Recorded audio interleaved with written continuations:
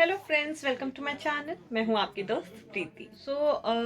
जब शादी होती है, हिंदूज़ में है ये ट्रेडिशन है कि दूल्हा दुल्हन को सारे खाने पे बुलाते हैं। बेशक से वो ब्रंच हो या फिर लंच हो, डिनर हो, कुछ भी हो, वो बुलाते हैं और रिश्तेदार, और फिर गिफ्ट्स मिलते हैं दूल्हा दुल्हन को। इनफैक्ट दूल्हा दुल्हन लेकर जाते हैं गिफ्ट्स उन लोगों के यहाँ पे, अपने रिश्तेदारों के यहाँ। पर जो अब्रॉड रहते हैं वो बहुत कम चांस होते हैं कि हम सारे रिश्तेदारों से मिल पाएँ और ये रस्म कर पाएँ, बिकॉज़ हमें वापस आने की जल्दी होती है, क्योंकि शादी के आप 1 महीने का ही ऑफ लेकर जाते हो मैक्सिमम, या 5 वीक्स का। तो उसमें आपको हनीमून करना होता है, अपने फैमिली के साथ टाइम स्पेंड करना होता है, और बिल्कुल चांस नहीं मिलता। और शादी होती है मेन तो शादी में ही 4-5 दिन निकल जाते हैं। तो बिल्कुल हमारा कोई वो फीलिंग नहीं आती ना कि न्यूली वेड हो और किसी के खाने पे जा रहे हो। ये मेरे साथ खुद हुआ था, इसलिए मैं वो समझ सकती हूँ। तो यहाँ पे मेरा सबसे क्लोज फ्रेंड है रमन, और उसकी शादी होके वो भी यहाँ आ गया था। सेम उसके साथ हुआ था, वो लोग कहीं पे भी नहीं गए थे शादी के बाद अपने रिश्तेदारों के यहाँ। तो जब हिमांशी आई, उसकी वाइफ, सो मैं आपको आज दिखाती हूँ मैंने उसका कैसे वेलकम किया। जो मैं अपने टाइम पे मेरा मिस आउट हो गया था, मैं चाहती थी वो मैं सब उसको दे दूँ वो सारी खुशियाँ उसको मिल जाए। तो मैं आपको दिखाती हूँ कि हम वेलकम दुल्हन को कैसे करते हैं हमारे कल्चर में, और कैसे उसके कुछ रस्में हैं जो हमने यहाँ पे की है, वो मैं आप लोगों के साथ शेयर करती हूँ आज। होपफुली आपको ये वीडियो पसंद आएगी, तो प्लीज़ बने रहिएगा एक second This was a surprise for you. Oh, yes. Beautiful. Joe, you are allowed to come inside. Oh, you're welcome. So nice to meet you. Rana. How are you? Oh my gosh. That's the tradition to welcome the newlyweds. Oh, the new. Oh my god. Yeah. She's so lovely. Pretty. She's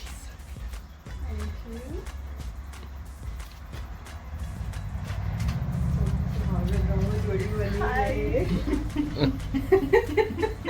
I love this side. I've never seen anything like this in my life. Okay. Oh my god. What is this Oh side? my god. This is amazing. I've never seen anything like this in my life. I love it. Oh, We're starting to do this. She's like mother. She is. No! Sister-in-law! Sister-in-law. Oh, that's so good.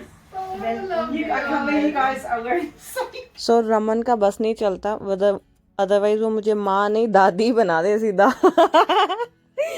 Anyways, हमारे में रस्म होती है ये कि आप भगवान को सबसे पहले भोग चढ़ाते हो। न्यूली वेड अगर आते हैं ना घर में तो मीठा कुछ बनाते हो। सो हम यूजुअली सूजी का हलवा बनाते हैं, बट रमन सिख है और इनके में गुरुद्वारे में काढ़े का प्रसाद होता है, जो कि आटे के से बनता है। तो मैंने वही प्रसाद बनाया था, ताकि वो, क्योंकि उनके में मेन काढ़े का प्रसाद होता है, तो वो फर्स्ट ब्लेसिंग ले भगवान से। सो हम दोनों की बॉन्डिंग तो नो डाउट है ही बहुत अच्छी, पर हम दोनों में एक अंडरस्टैंडिंग बहुत अच्छी है कि वो मेरे सारी रस्में रिस्पेक्ट करता है, मैं उसकी रस्में रिस्पेक्ट करती हूँ। तो शायद इसलिए हमारा ज़्यादा अच्छा निभता है। मैं हमेशा कोई भी सरदारों का त्यौहार होता है मैं ज़रूर जाती हूँ, बेशक से वो बैसाखी हो या कोई सा भी त्यौहार होता है, मैं गुरुद्वारे जाती हूँ उसके साथ। And same with him, Diwali, उसके बिना तो हमारी दिवाली इनकम्प्लीट है, हमें पहले ही बोला होता है, और वो हर साल दिवाली पे आता है और सारे त्यौहार पे आता है इनफैक्ट। सो अब जो एक रस्म थी वो चूड़ा बढ़ाने की रस्म, बढ़ाना मतलब उतारना। तो शादी जब होती है तब सेम इसी तरीके से रस्म होती है, वो पहनाने की होती है। वो usually, if I am not wrong, वो दुल्हन के मामा पहनाते हैं, और हर जगह डिफरेंट होता होगा सेम इनके में, बिकॉज़ ये हमारे कल्चर में है ही नहीं चूड़ा वाली रस्में।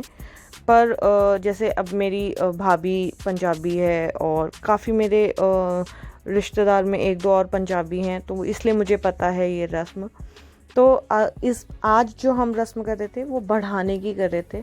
उसको शादी को 1.5 साल हो चुका है, तो आप 1.25 साल और 1.25 महीना कितना भी टाइम पहन सकते हो, पर जब आप बढ़ाते हो मतलब वो उतारते हो चूड़ा, तो भी एक रस्म होती है। तो हम वही परफॉर्म कर रहे थे। और आज के दिन भी मैंने हलवा बनाया था, पर आज मैंने सूजी का हलवा बनाया था, आज मैंने आटे का नहीं बनाया था। और बहुत ही इंजॉय किया। टू बी ऑनेस्ट, हमारे जो भी गोरे दोस्त हैं उन्होंने भी साड़ी पहनी and they were like so happy और they actually wanted to try. और वो बहुत कंफर्टेबल भी थे, बहुत इन्होंने इन्जॉय किया। पर मैं बहुत एक्साइटेड थे, हमने फ़ोटोज़ बहुत खींची मैं वीडियो बनाना भूल गई यार उनकी, सॉरी। अदरवाइज़ मैं आपको दिखाती, बहुत सुंदर लग रहे थे वो, इसीलिए मैंने थोड़ी इनकॉर्पोरेट की है फ़ोटोग्राफ्स ताकि आप देख सको।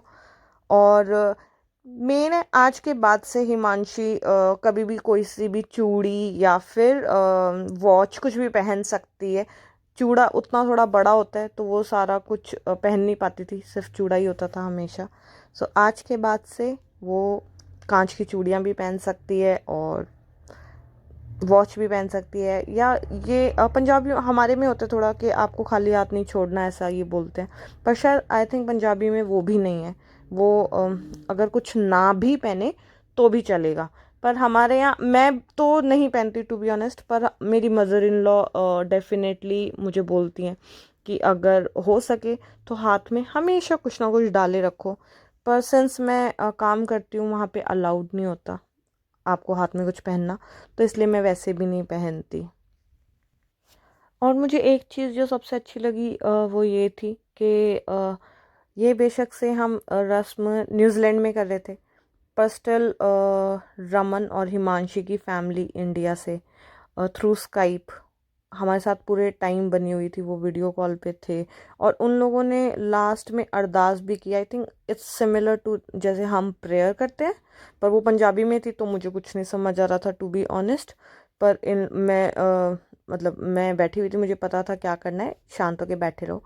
पर वो अरदास भी उन लोगों ने की, तो वो चीज़ मुझे बहुत अच्छी लगी कि वो इतनी दूर से भी इस रस्म का हिस्सा बने हुए थे।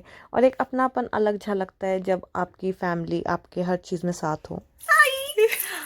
आज की वीडियो अगर आपको पसंद आई है और नहीं भी आई है तो भी जाइए अपने फ्रेंड्स के साथ शेयर कीजिए, जितना ज्यादा शेयर कर सकते हैं करिए, सब्सक्राइब करो और बेल आइकन दबाना मत भूलना, बिल्कुल भी नहीं प्लीज जल्दी जाइए और सब्सक्राइब कीजिए। Thank you.